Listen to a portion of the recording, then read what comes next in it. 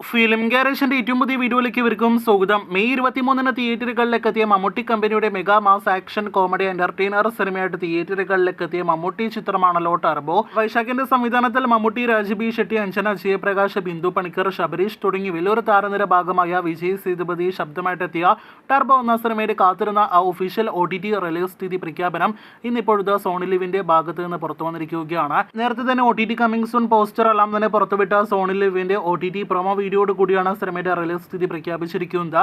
ഇപ്പോഴത്തെ ഓഗസ്റ്റ് 9-ാം തീയതി ടർബോ എന്ന സിനിമ സോണി ലിവിലൂടെ OTT റിലീസ് ചെയ്യുമെന്ന് സോണി ലിവ് ഒഫീഷ്യലായിട്ട് കൺഫേം ചെയ്തിരിക്കുകയാണ്. അങ്ങനെ ടർബോയുടെ OTT റിലീസ് തീയതി കൂടി ഉറപ്പാക്കപ്പെട്ടിരിക്കുകയാണ്. ഇനി നാം കാത്തിരിക്കുന്നത് സിനിമയുടെ OTT റിലീസിനായിട്ടാണ്. ഓഗസ്റ്റ് 9-ാം തീയതി സിനിമ മലയാളം, തമിഴ്, തെലുഗു, കന്നഡ, ഹിന്ദി ഉൾപ്പെടെയുള്ള പാൻ ഇന്ത്യൻ ഭാഷകളിലായിരിക്കും OTT റിലീസ് ചെയ്യുക.